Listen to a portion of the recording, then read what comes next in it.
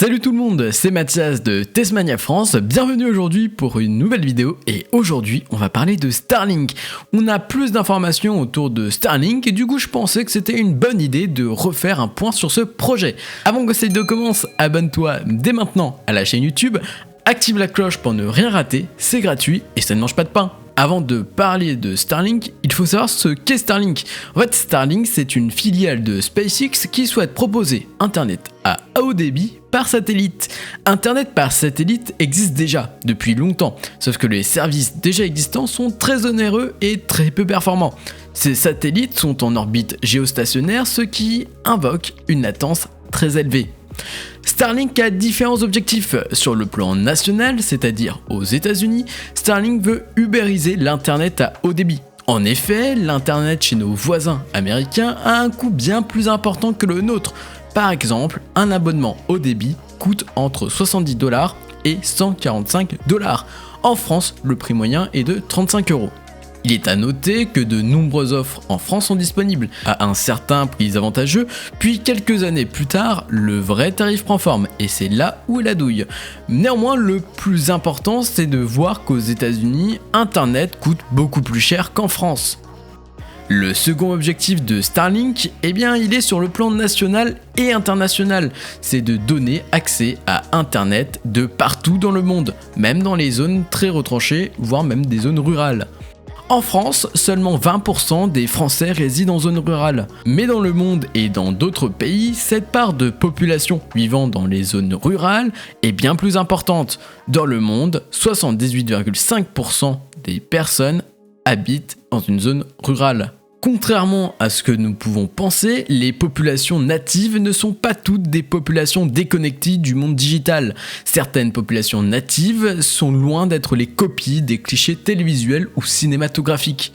Ainsi, ces personnes ont certains besoins liés à l'accès à Internet en zone retranchée. Le troisième objectif de ce service, c'est de fournir un Internet à haut débit, du moins performant, avec une latence assez faible. Elon Musk souhaite que les utilisateurs ruraux puissent avoir accès à des contenus en 4K ou encore aux jeux vidéo en ligne. En étant un grand passionné des jeux vidéo, Elon Musk tient à cet objectif. Pour rappel, Starlink se dirigera vers des nouvelles technologies et cherchera toujours à s'améliorer, telles que Tesla ou encore SpaceX. En gros, l'esprit startup sera au rendez-vous. Pour conclure, Starlink a surtout le but d'être rentable, sa mise en place est très coûteuse et ça on le verra par la suite. Une fois que ce service sera rentable, Starlink fera un jour son IPO, son introduction en bourse où les investisseurs publics pourront acheter des actions Starlink. Sur le long terme, si SpaceX arrive à développer une colonie sur Mars, Starlink sera certainement aussi utilisé pour les communications sur la planète rouge. Starlink possède plus d'avantages que de simples antennes 4G. Par exemple, la NASA souhaite déployer avec Nokia des antennes 4G sur la Lune. Starlink serait plus avantageux pour Mars. Mais alors, comment marche Starlink? Avant d'être un service internet, Starlink est une constellation composée de satellites. Ces satellites sont composés d'antennes pour communiquer au sol via les bandes Q et K. Ce sont des fréquences déjà utilisées par la télévision et l'internet par satellite. Les satellites Starlink disposent également d'une technologie laser pour communiquer entre eux. On observe aussi des propulseurs pour le déploiement et le désorbitage. Un satellite Starlink est également constitué de panneaux photovoltaïques permettant d'alimenter et de fournir de l'énergie aux satellites et au système. Suite aux plaintes de nombreux astronomes, les satellites Starlink sont munis d'une visière se nommant VisarSat, ce qui réduit drastiquement la luminosité de ces derniers. Après déploiement, ils sont visibles seulement 5 jours à l'œil nu. Par ailleurs, les satellites Starlink possèdent un système anti-collision, ce qui permet d'éviter les débris spatiaux. A noter que les débris spatiaux les plus dangereux sont les plus petits, souvent liés à la collision d'objets artificiels dans l'espace. Mais alors, où sont ces satellites? Les satellites de SpaceX sont déployés en orbite terrestre basse, soit LEO, vers 550 km d'altitude. L'orbite basse a plusieurs avantages. Premièrement, pour obtenir une couverture mondiale à 100%. L'orbite basse requiert ainsi moins de satellites. Dans un second temps, elle permet également d'avoir une latence, donc un ping plus bas. Et pour finir, un satellite en orbite basse est un satellite moins visible à l'œil nu. Mais alors qui et comment on envoie des satellites dans l'espace? Eh bien c'est très simple, on appelle la société mère, soit SpaceX. Via le lanceur Falcon 9, SpaceX envoie une grappe de 60 satellites en moyenne par mission. Pour réduire les coûts, SpaceX utilise un booster, déjà utilisé au moins une fois. Par la suite, le premier étage revient sur une barge autonome telle que Ocity ou GRTI. La réutilisation des boosters permet d'économiser de l'argent, des ressources, mais aussi de réduire l'impact environnemental. Il est mieux d'avoir un booster posé sur une barge autonome que dans l'océan. De plus, certaines missions Starlink accueillent d'autres satellites via le programme Rideshare SmallSat. Ce programme déploie en orbite basse un ou plusieurs satellites clients. Cela permet de réduire les coûts pour ces missions. Il est à noter que l'arrivée de Starship en 2021 sera un avantage pour déployer plus de satellites en une mission, avec une capacité de charge utile de plus de 100 tonnes vers l'orbite basse, et avec un satellite Starlink de 260 kg, d'après les estimations, on approche des 380 satellites par lancement. Maintenant, le nombre de satellites déployés fait débat. En effet, beaucoup de mauvaises interprétations de la presse française ont invoqué des fake news. Il est important de faire la différence entre « il se pourrait que la constellation ait X satellites » et la constellation aura X satellites. L'information de 42 000 satellites est encore relayée, alors qu'elle n'est plus du tout d'actualité. Le nombre le plus récent que l'on connaît est de 12 000 satellites. Mais depuis, SpaceX a annoncé à la FCC, donc le contrôleur des communications, que la constellation peut se contenter de bien moins de satellites. Dans l'espace, la constellation exerce différentes actions. Mettons-nous à la place d'un utilisateur. Je navigue sur YouTube par exemple, je communique ainsi avec un satellite Starlink qui lui communique avec une station au sol reliée au canal internet. Quand un satellite n'est plus à ma portée, je communique ainsi avec un autre satellite qui est lui à ma portée. La technologie laser de communication entre les satellites garantit aucune coupure entre le changement de satellite. Une petite information est importante, c'est que SpaceX a atteint les 100 gigabits par seconde sur cette technologie de communication laser. Mais alors quels sont les avantages de Starlink?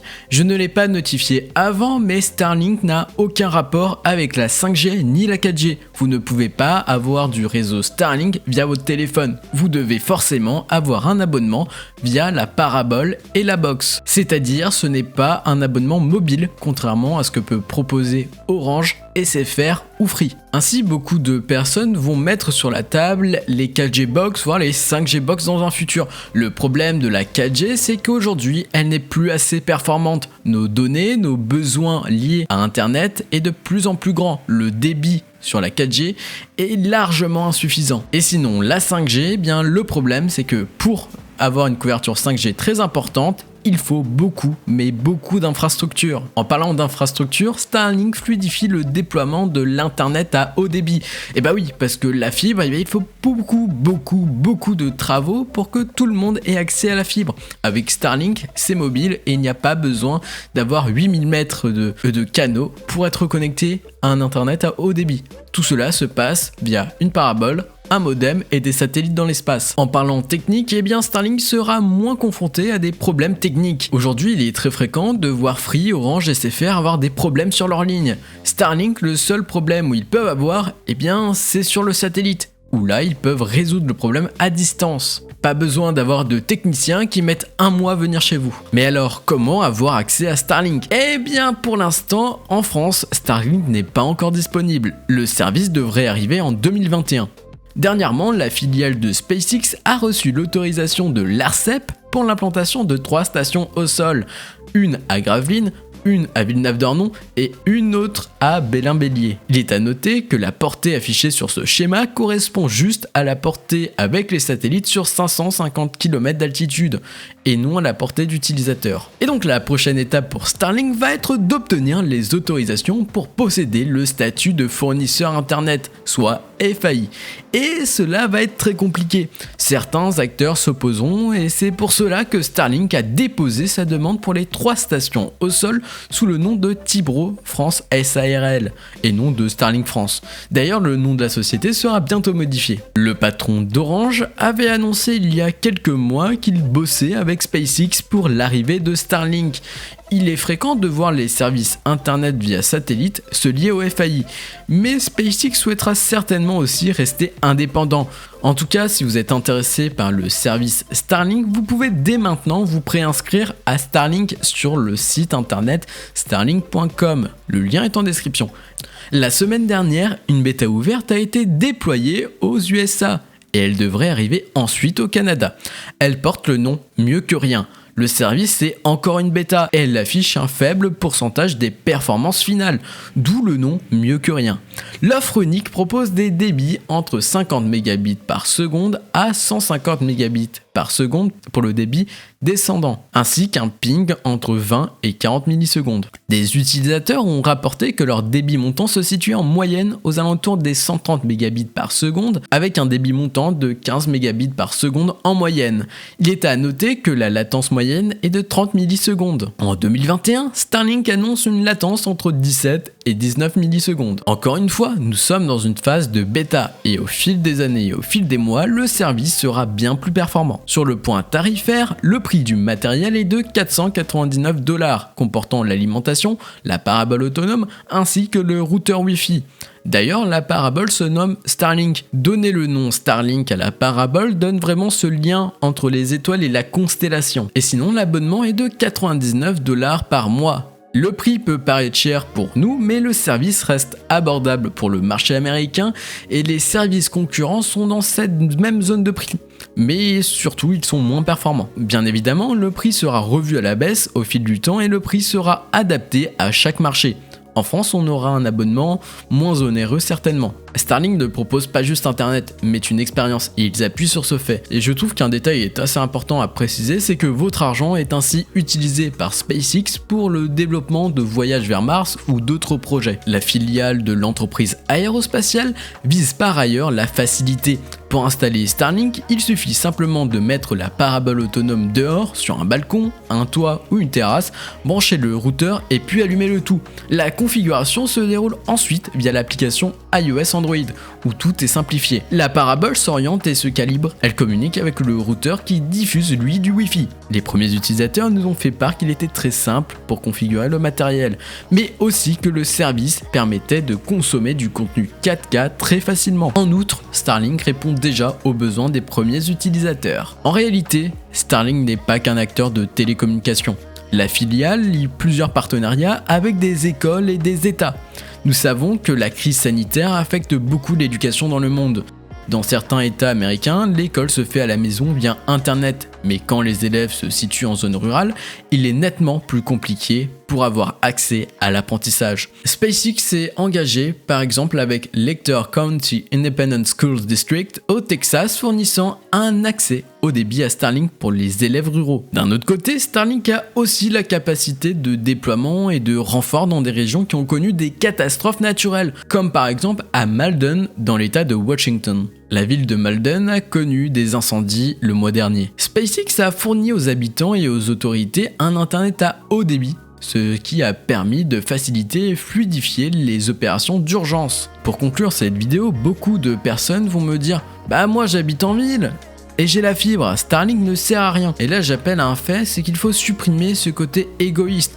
Peut-être que vous avez un accès à la fibre, mais tout le monde n'a pas accès à internet à haut débit en France et ailleurs. Par exemple, la tribu amérindienne O-Tribe a elle obtenu des accès à la constellation Starlink. Starlink aide cette communauté à avoir accès à internet tout en restant loin des villes dans un cocon de nature. Voilà, c'est la fin de cette vidéo. Elle a pris pas mal de temps à tout vous expliquer. Elle a réuni ainsi tous les éléments. Avant de conclure cette vidéo, je vous appelle tous et toutes à faire attention à ce que vous lisez sur internet. Vous pouvez voir de nombreux médias qui ne sont pas du tout spécialisés dans l'espace et qui ne prêtent pas du tout attention au spatial ni à SpaceX, communiquer des informations qui ne sont pas vérifiées et qui sont même fausses. Le but de cette vidéo n'a pas été de vous vendre Starlink, bien au contraire, le but de cette vidéo c'était de fournir tous les éléments pour que vous forgez une opinion. Mais justement, petite question, que pensez-vous de Starlink? Êtes-vous favorable? Est-ce que cela vous intéresse? Bref, donnez votre avis en commentaire tout en restant respectueux. Mais avant, mets un petit like à cette vidéo pour nous soutenir et nous on se dit à très vite pour de nouvelles vidéos. Allez bye!